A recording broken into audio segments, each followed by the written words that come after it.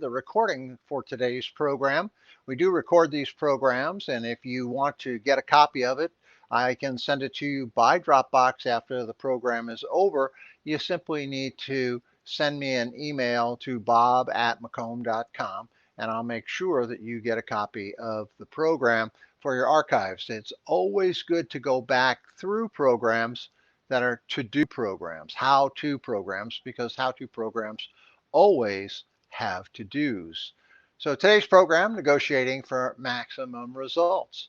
As always, I want you to get the most that you can get out of this 45 minutes that we have together. So we start right on time, we end right on time, and I'm going to remind you, if you haven't been on our programs before, that taking handwritten notes will help your retention more than typewritten notes, or no notes, obviously. And of course, we don't multitask, right? Multitasking doesn't actually exist. There's only task switching. And if you would like to induce amnesia in yourself, just task switch. That's all you need to do. You're going to miss a lot if you multitask. You may not know it, but your computer and your phone both have do not disturb buttons. And if you don't know how to use those, or I'd highly recommend you learn how to do that. I think it's one of the best time management tools I've ever discovered. So turning off all the distractions by using your do not disturb button and making sure your notifications are turned off means that you're not going to be distracted during today's program. And that's important because we do move quickly. And today, especially, we have to talk about a topic that is very, very important to all of us, because we all negotiate on behalf of clients.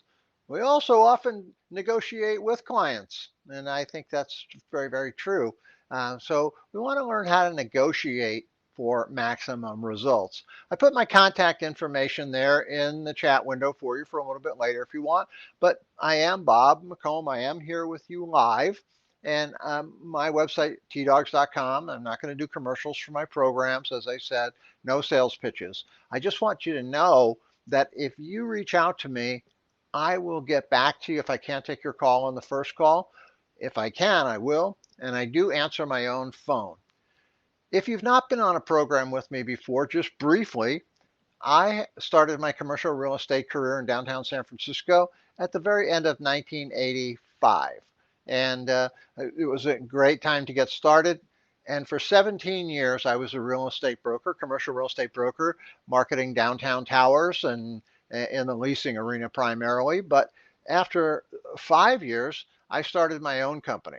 And I had that company for 10 years, built it to 2 offices and about 25 agents. And my role in that company was to recruit, hire, and train. And predominantly training was one of the things that I learned to love to do. So 20 years ago, I launched the Top Dogs commercial real estate training programs with recorded programs. And again, I'm not going to pitch you on those. Most of you already know about my programs. But it is, in fact, the reason I bring it up is because you're tapping into 35 years of commercial real estate experience when you work with me in these programs, these lunch and learns. And again, I expect that you'll get a whole lot out of it. So what are we going to cover today? Let's get right into the topic here. There are basically 5 negotiating positions that we're going to talk about today. There are 3 what we call primary market negotiating positions, if you will, primary negotiating positions, and 2 that are secondary negotiating positions, and we'll discuss what all that means to you. And then we're going to also talk about some negotiating strategies, and along the way there'll be some things for you to take notes on for you to do later. And especially at the end, I'm going to cover some things that you can do to even go further in negotiations, because obviously negotiations is a huge, huge subject, and we can give you some very good input here in today's program to get you started. And hopefully it's going to foster in you the desire to really learn more about negotiations. As a speaker on the national stage for commercial real estate, I've often did informal surveys asking people how many people have to negotiate with clients, which of course I knew as be everybody. And then I said how many people have to negotiate with their clients sometimes, which I also knew would be everybody. And then I'd ask the question, how many people have taken a negotiating course? And it turns out, really anecdotally, seemed like about 1 in 10. It seemed a little counterintuitive to me. And again, I would like to inspire you to go further into the subject of negotiations when you finish up today. Those of you who have taken my program, How to Run with the Big Dogs in Commercial Real Estate, know that there's a section in there on negotiations, and we teach a number of different strategies and countermeasures for that. But let's get into it. What are those three primary positions that I'm talking about, and why are they important? Let's talk about why they're important. First and foremost, our goal when we start a negotiation is not to figure out what our trade-offs and compromises need to be to arrive at a goal. Our goal, or to arrive at the destination for our transaction, our goal ought to be to stay out of trade-offs and compromises. That's what we should be preparing to do. And by learning the three primary positions that people negotiate from, that's going to help you do that. So what are they? Well, they're emotion and logic and power. And we'll talk about all three of those. But let me give you a couple of examples of emotion and logic in commercial real estate negotiations. When you're working with, let's say a seller, right, of commercial property, that's a pretty common thing for us to do. They often have very overinflated ideas about what the property might be worth. That's definitely an emotional status. We know it defies logic, right? And when people say, I have to have this, I need to have this, I want to have this, you can identify that they are negotiating from an emotional position. And when we deal with negotiations, we want to make sure that we can reframe negotiation to logic. Now, what is logic? Well, logic is what market data tells us a property is worth. That'd be a good example, right, of logic, right? We take comparable market analysis, what properties would sell for, what properties wouldn't sell for, and what the competition is doing, and we do the math and we work it out, and it tells us logically what the strike point of a deal ought to be. And that can help us, right? Where that transaction is likely to settle. And from there, we can create a negotiating settlement range, right? In negotiations, there's always a range of where the property is going to settle or where the transaction will settle. That settlement range is quite important because we always want to try to negotiate as close to the pivot point or the strike point of the deal as possible. But again, emotion, logic, and power. And we'll explore each of these a little bit more in depth. I just want to give you what they are at this point. Power. Who has the power in most commercial real estate negotiations? Well, unfortunately for us, most of the time, the dominant power is what we call situational power. The person who has situational power is, for example, the person who can grant you the listing, or who can execute your purchase and sale agreement, or who can help you craft or execute a substantial counter that's going to get the deal done. The person granting an interest in real estate most often has the power. But who else has power in a negotiation? Well, you do. You don't have to take overpriced listings. You can say no. And often that's a great strategy. I've been in many, many commercial real estate negotiations where I said to people, I'm very sorry, if you have to have that price and you're absolutely never going to budge off that price, I think you'd be better served by another broker. A broker, because there's a lot of brokers, I'll tell you, there's a lot of brokers out there who take a listing at any price. But my job is not to take your listing and hold the property between my knees and pray for a miracle. My job is to help you get that property sold. So if I cannot be of service to you, I'm more than willing to walk away. Now, as I do that, once we talk about later in the walking away, we leave the door open a crack to come back around. What I found by doing that is that sometimes people just had to ruminate on it a little bit, and within a day or two, they would get back to me and say, you're right. You know, it just logically is never going to sell for that, and that's what we really want to avoid is taking an emotional position and holding on to it. So with that, those are the three primary positions. There's logic, there's emotion, and there's power. So what are the secondary positions? The secondary positions are your creative deal-making skills. Your creative deal-making skills fall into two categories. One is compromises or concessions, if you will. Pretty much synonymous, where you compromise something or concede something, right? Or you trade off something for something. Now, as I said earlier in this program, too often this is how we prepare for negotiations. We prepare by figuring out, well, what is it? What am I going to have to give up? What am I going to have to get? Now, there's nothing wrong with that, right? I mean, you can prepare for that. But again, noticing that these are secondary positions, we want to stay out of compromise and trade-offs as much as possible. We all understand trade-offs is a give and take scenario. Well, if you do this, I'll do that. And sometimes that's really important right at the strike point of the deal. When you're ready to close that negotiation, when you're ready to, you can say, well, if you do this for me, I'll do that for you, and you declare the other person the winner, right? That's also very, very important that you always know to declare other people the winner. So that's quite important. Let's talk about you know power again, just briefly. How would we define it? Well, I think it's the ability to penalize or reward. That's where the power is.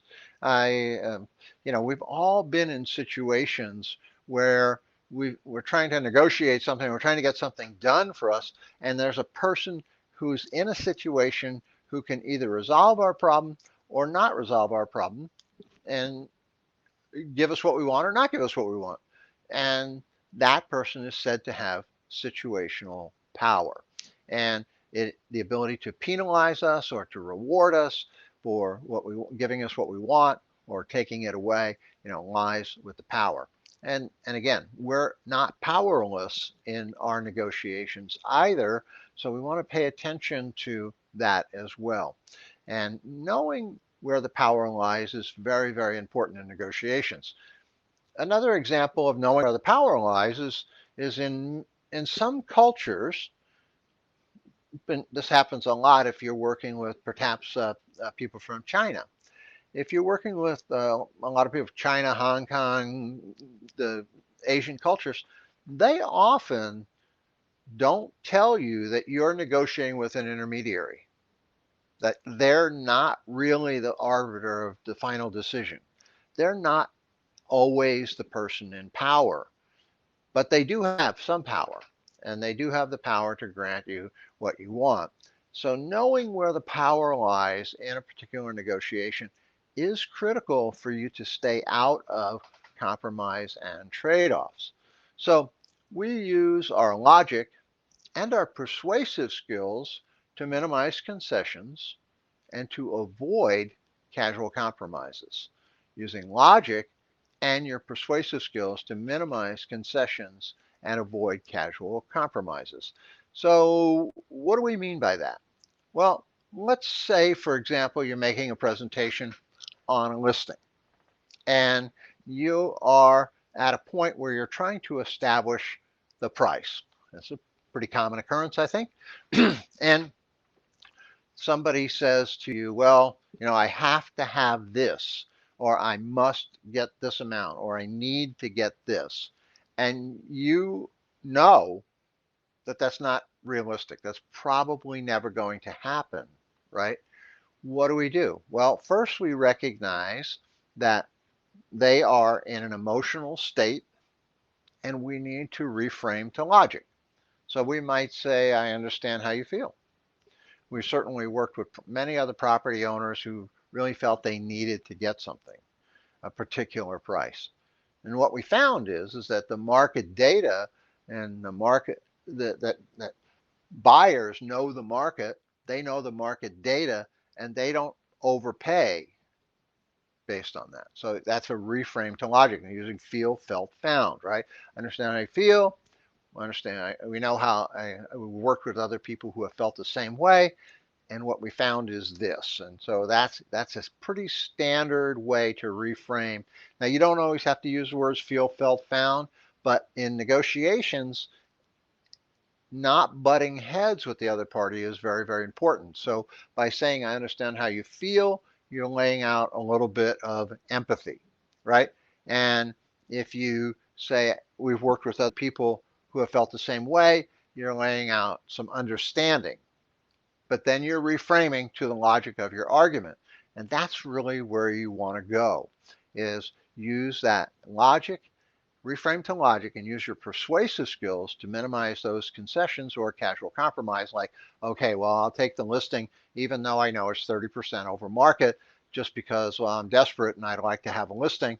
And, it doesn't matter to me that the clients I want in the future are paying attention to the fact that I take overpriced listings and don't sell them. So that's never a good idea, I don't think. All right, so when we talk about using logic, one of the best ways to use logic, and especially in negotiating price, which is one of the things that we negotiate probably the most, right, is there are four factors that cause property to move, right? Marketing doesn't cause property to lease or sell. Marketing only makes people aware that the property is available for sale or for lease, right? As the case may be. But we do know that there are what the four factors are that cause real estate to move, and that's what we reframe to the logic of our position. And those four factors are price, terms, condition, and location, right? Those are the four factors that have to come together in confluence in order for somebody to say, hey, for that location, that's the right price. The terms are favorable to me, and maybe those terms, in sales are not so relevant today, but if one of the terms is that, frankly, is that lenders will lend on that type of property. That would be a term, right? And the price is right. And we always want to think in those terms. Now, I have found in negotiations there's a couple of underlying principles that I like to get across when I'm talking to people. And one of the principles is essentially reminding people that marketing does not cause property to lease or sell. That what happens is that just makes people aware that the property is available. And that what really causes property to sell is price, terms, and condition for the location. So I'll remind them of that, right? I might also remind them of the definition of fair market value, another good negotiating point for logic, right? When we're working with logic, that the definition of fair market value, as you may well remember, is that no one is that it's the what a reasonably prudent and informed buyer will pay that would be acceptable to the seller. And I like to weave that definition into my negotiations early on to set the stage for staying in logic and working with people. And that's where I want to try to be as much as possible. Another one of my favorite definitions for weaving into my presentations is the principle of substitution, right? And which you may recall that the principle of substitution is that no one will pay more for one property than they will for another of equal desirability and utility. This is one I used a lot in leasing, right? Because in leasing, there's always competing spaces, right? Much more so than investment property sales, where there's maybe a little less competition in overheated markets. So pay attention to that. So the four factors that cause real estate to move are, again, terms and price and condition, right? And making sure that the location is a good location. Obviously there's not much we can do about location, but having done a lot of leasing in some areas of San Francisco that were a little on what we might call sketchy, we did do some things to try to improve the safety of the location or the lighting in the location or those kinds of things. So there are some things you can do. Those are the 4 factors that cause real estate to move. In negotiating, when dealing with people, we must always remember that people do business with people they like and people that they trust. So going into negotiations and uh, in creating a tough environment for people to negotiate in is never a good idea. But sometimes that's what we have to do, and I'm not saying that we won't do it, but let me tell you a brief story about a negotiation because I think it'll serve to illustrate a few of the points that we're making along the way here. One of my agents came to me and he was representing a shopping center that was a redevelopment site. So the shopping center had lost its anchor, it was largely empty. The back part of the anchor tenant space, which was never going to be reoccupied by an anchor tenant, was perfect for a dance art studio. And they had a transaction going for a dance art studio, and those people had to move. How do we know they had to move? Well, their building was on another redevelopment site and the bulldozers were coming in. So we knew that they had to move, and they had struck a basic letter of intent terms. And when it was time to issue the lease, admittedly, our landlord had a terrible lease, and not terrible being one-sided, just they had just cobbled together a bunch of stuff on a word processor from different leases that they'd seen, and it was not particularly well drafted or organized. And the attorney representing the dance art studio was doing this pro bono and really wanted to pay out and look after the interests. And so one day, back in the day when we used fax machines, the fax machine started churning out 31 pages, single space type of lease comments on the lease. So this broker came to me, my agent came to me and said, "What do I do?" And I said, "Well," I said, you can try to negotiate all that. And he said, "Well, my clients don't want to spend the money. They don't want to spend, thousands of dollars to get this tenant in there with attorney's fees. What do I do?" And I said, "Well, why don't you see if everybody will accept a form lease, an AIR form lease?" So he went back, he got that all worked out. Everybody agreed that we could work for the form lease. They issued the form lease. And lo and behold, one day the fax machine clicks on, and the attorney for the dance art studio had pared down his lease comments on a 12-page form lease to just 28 pages, single space type of additional comments. Now, this was kind of tough, right? This was going to be a tough situation. So the agent came back to me and said, "What do you do?" I said, "Well, let's get the client in here with their attorney." And I said, "Okay, when you want to do that?" So let's do it on Friday. And Fridays in California was the dress down day back in the day when people wore suits, right? I said to this other agent who's also named Bob, I said, "Bob, you and I are both going to wear our dark blue suits, white shirt, red tie, power outfit, right? Because that's what the attorney's going to be wearing. And the clients will be dressed like dance art people, right? With Sufi slippers and blousy clothing and all that kind of stuff." And I said, "We'll bring them into our offices and we're going to sit them down. We're going to sit them down across from the table from us.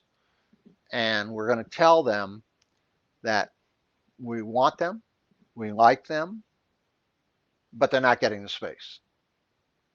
And so Friday morning, they come in, they're dressed just like I said. The attorney is dressed in his dark blue suit, his white shirt, his red tie.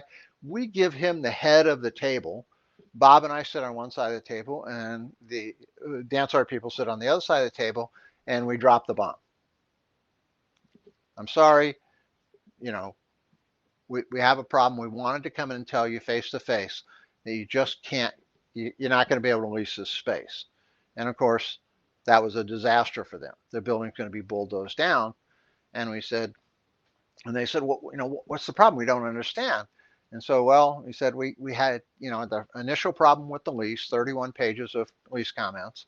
And, we agreed to do this form lease. And then your attorney came back in 28 pages of lease comments. And our clients are just not going to spend that kind of money with attorneys to get this worked out. It's too small a deal. It's not worth it. And and kind of just basically pointed to the fact that this attorney was the problem. And the attorney's name, whose name was Al, starts to speak up, and he says, "Well, I just believe that, you know, contracts need to be really solid, or something like this, or well structured, or some nonsense like this. You have an AIR form lease, for goodness sakes." And the client turned around to him and said, "Al, shut up." And then we proceeded to make the deal. And this is some examples that we'll talk about later of things like turf, of things like, creating trust in people, understanding where the power is, how to diffuse the power. Because in that circumstance, Al was in the power seat for a while, right? He was the one reviewing the lease. He was the one coming up with the lease comments. He was the one who was going to tell these guys they could sign, and we had to diffuse and take that power out. And we brought it back to logic. And the logic was, we've got a form lease. Millions of people have signed these. You can sign this too. You'll be fine. So again, something to think about. And we'll talk about some more of the aspects of that particular negotiation as we go forward here. Having said that, having told you that story, it's always better to have the power than to use it. Now, our property owners there, they were the ones who had the power to penalize or reward. They could say, yes, you're going to get the deal, or no, you're not, right? And we didn't want to have to do that. We tried everything else first, right? We tried working back to the logic of a form lease, of working back to, everything we could, but we finally had to go power to power. And we basically, we used power to overcome power. That's what we had to do. Most of the time, though, what we want to do is reframe to logic based on emotion. If you have power, and sometimes you have to use it, well, that's just the way it goes. Again, situational power is the primary power that you will encounter in most of your negotiations. And we want to counter logic with logic, and when we're encountering logical arguments or logical systems within a negotiation. So if somebody's advancing the logic of their position to you and it's not acceptable, then you have to counter it with your own logic. You can't counter it with emotion, right? We don't want to do that. Sometimes we will counter emotions with emotions, but most of the time we want to reframe emotions to logic. What would be an example, though, of butting heads with somebody emotionally, right? And that's what most brokers do. Most brokers will come in with a broker's opinion of value, and not surprisingly, the property owner will have a different opinion of value. We run into that like day and night, right? And instead of reframing to the logic of your argument, they butt heads. And we've certainly all seen this at cocktail parties and other things where people have taken an opinion and expressed an opinion, and then somebody expresses a different opinion. And very soon, if things get heated enough and there's enough alcohol involved, people will be saying stuff that even they don't believe when they try to counter emotion with emotion. Try to reframe to logic, right? And if people stay stuck in an emotional state, sometimes you can't, and that's just the way that goes. But you will do better by reframing to logic as much as possible. As I said earlier, we counter power with power, and that's critical. That's the only way you can really deal with that, I think, most of the time. So there are 6 negotiating strategies that we're going to talk about briefly here. And we want to make sure that we understand them, right? The first negotiation strategy is preparation. Preparation is critical. So what are some of the ways we could prepare?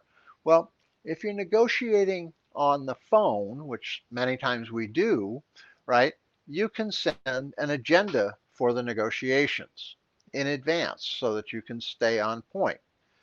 How do we prepare an agenda? Well, we look at the agenda and we always start with the points of agreement. So in negotiating strategies, preparation is a recap of all the points that we're on agreement on, so that later, if we get stuck on something, we can say, we've come so far. We have all these other points of agreement. It seems a shame that we can't come to agreement on this, right? And preparing for your negotiations is critical. So if you're negotiating on the phone, send an agenda over first. Make sure you get that handled. And we're going to talk a little bit about decision-making strategy, and we're going to talk a little bit about turf. We're going to talk about the agenda I just talked about. We're going to talk about the walk away or calling a temporary halt in a negotiation, which can also be very, very effective.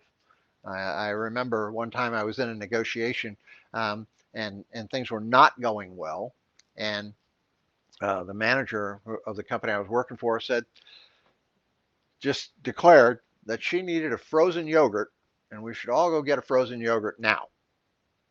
And we all went out and got a frozen yogurt and came back and rejoined the negotiations, temporary halt. So some things we can think about. We'll talk about those in a little bit.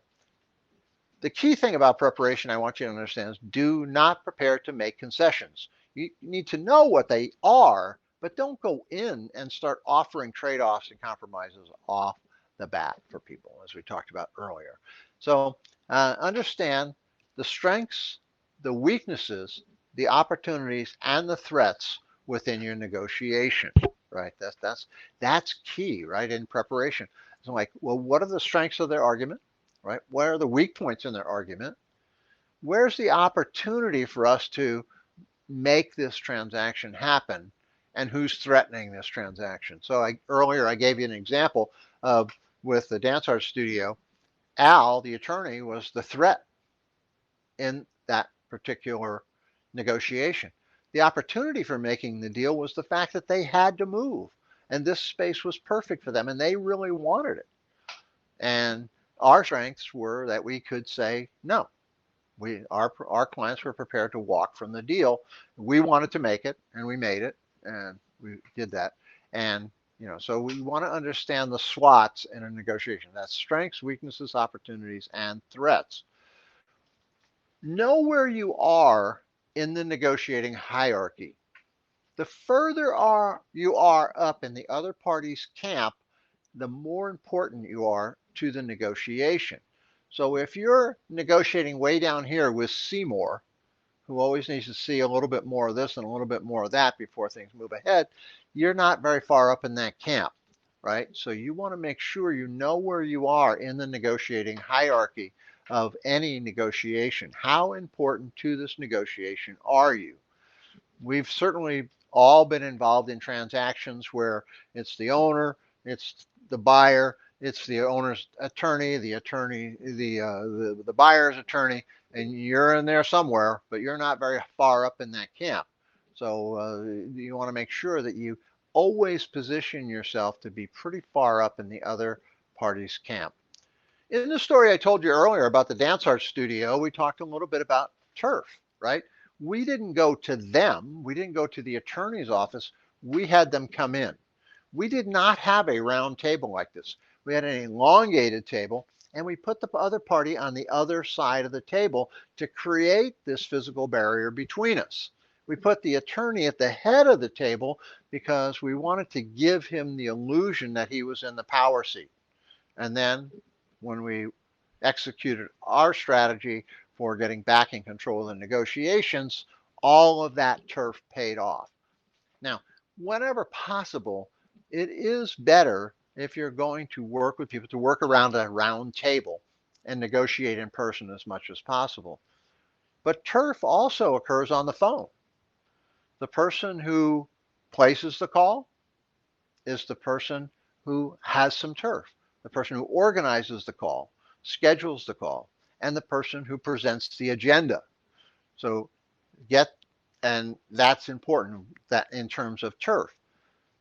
In terms of opening up the negotiation, as I said earlier, we prepare by talking about points of agreement and moving to points that need to be resolved, but we get their agenda by getting them to do the talking. And that's critical, right? One of the most important things that you can remember in our business is that this is a business where we get other people to do the talking. We want to get their agenda by getting them to do the talking and discover what the true agenda is.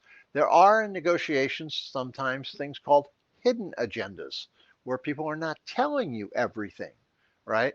And that's often the case in negotiations. So we want to make sure that we understand fully everything that's on the table.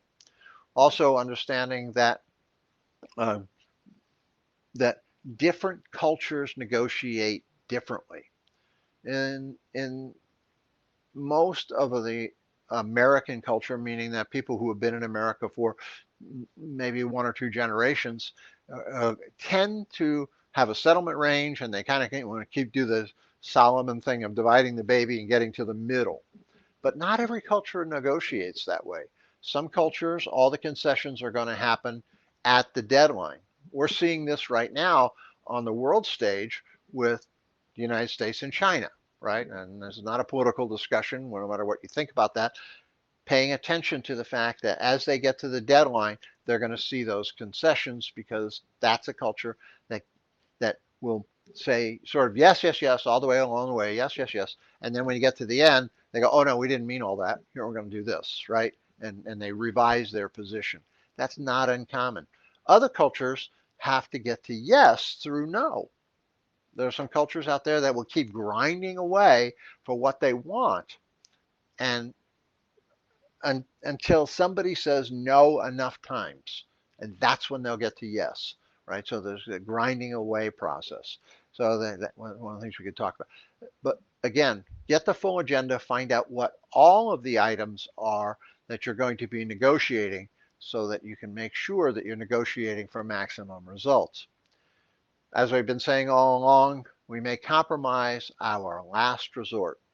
These compromises and trade-offs, these are the last resort for all of us. I want to make sure that we don't get there first and we prepare. We need to know what our positions are, certainly what compromises we can make in order to make the deal, but we don't start there. Make the compromises your last result. So, some thoughts to share with you here today. I would suggest that you study some advanced negotiation techniques. There are many, many things that you can learn to deal with. What are the rules in negotiations? You know, how do we do this even more effectively? Taking your negotiating skills to the next level. There are certain rules that we can work towards, right? And learn how to structure your negotiations. We want to make sure that we know how to put together our negotiations. As I said, we talked a little bit about structure here, getting up in front with all of the things we have agreement on, so that later when we hit a sticking point, we can say, well, we've come so far, it'd be a shame to start over. By the way, the words starting over, those were words that I used a lot in negotiations when things really got sticky, right? So if I'm working with a tenant and somebody goes, that's a deal breaker for me, or the owner says it's a deal breaker, the tenant says it's a deal breaker, right? Then I would say, I understand exactly how you feel. Certainly worked with plenty of other tenants or owners, as the case may be, who felt the same way. And I just want you to know that I'm with you for the long haul.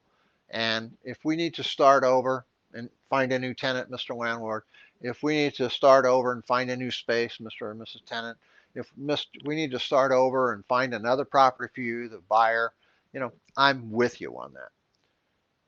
The word starting over, I start over on a transaction, definitely strike terror in the hearts of people. So that can be a pretty good way to set some limits for yourself.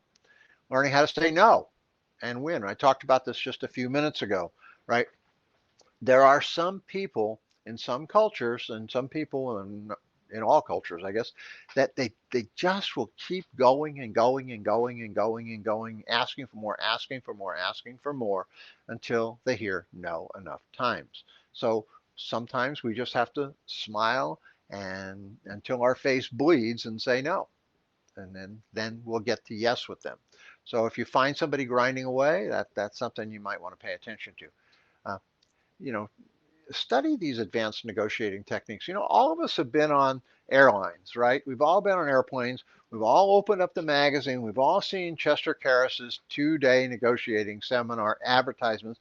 It's always a pull-out ad in those magazines. You've been in there for decades. If you haven't gone, you might want to do that. Another thing you can do in advanced negotiating techniques is to avoid setting concession patterns, right? If let's say if you're always giving in $50,000 increments, people expect that the next increment will be $50,000, right? So avoid creating certain concession patterns. Vary concessions if you have to make them, and pay attention to the concession patterns of the other party. Dealing with outrageous demands is another advanced technique to work on, if you will. Many times outrageous demands are there to do what President Donald Trump is famous for doing in negotiations, which is throwing hand grenades into the room at the beginning of the negotiations. That's his particular style. He makes outrageous demands at the beginning, and then he tries to move the settlement range in his favor. As I said earlier, in every negotiation, there's a settlement range, and a lot of people will come in to expand the settlement range in their favor, or move the settlement range in their favor by setting up outrageous demands for you. And you need to pay attention to that. You need to learn about trial balloons. Trial balloons are very, very important, right? People will float trial balloons all the time just to see if you'll bite. And you can learn, you can pay attention to that. Is that a real negotiating position, or are they just testing me out? If they're just testing me out, then I can just ignore it, right? Or laugh it off, use humor, right? So these are some things that we can do. And making sure you're keeping your earned concessions. We're going to wrap up here with the person who walks away is the person who has the power to walk back in. The person who walks away is the person who can walk back in. And that's an important thing to understand. If you have to have the deal, you have no power. If you have to have the deal, you have no power. So if you're a broker, which you are obviously a broker on this call, you cannot put yourself in a position where you're desperate to make deals. Never be desperate to make deals. And the only way you can not be desperate to make deals is to have a lot of deals. You have like lots and lots of deals going, you're going to be in a better position to say, I can't do that. Particularly in, negotiating for listings, right? You don't take listings at any price because you have nothing, because people are paying attention. But if you walk away, you leave the door open to walk back in, right? Leave it open a crack and let them know that, that they can reach back out to you when you walk back in. If somebody walks out in a negotiation for you, pay attention as to whether or not they've left the door open. Pay attention to whether or not they've left the door open to make sure that you can get back to the negotiating table with people. So if you are making concessions, never give a concession without getting one back. Never give concessions without getting one back. Why? Because if you give up concessions without getting something back, those concessions have no value. None. They have no value. And you can't say, well, I did that for you before. I've given up a whole bunch of stuff here, and you're not giving up anything. Well, if you weren't trading off concessions for concessions, effectively, and assuming the negotiation went in that direction, then those things have no value. Those concessions have no value to the person you've made them to. So we're coming up on 45 minutes here. It's my pleasure to work with you. In the chat window, you can see my email address is bob@macomb.com. My phone number is 415-971-4830, 415-971-4830. If I can't answer your call on the first call, I will call you back. If you want a 30-minute career consultation with me, I do those at no charge. You can just go to the website, look down in the lower right-hand corner. You'll see the scheduler there. Just select the 30-minute consultation that we have there, and you and I can work together for 30 minutes. We'll give you a career consultation. It will not be a sales pitch. We'll just figure out some things to help you a little bit with your commercial real estate career, because that's what I'm about. I've created a brand new program that I'll be doing next week, and it's called How to Win at Listing Presentations.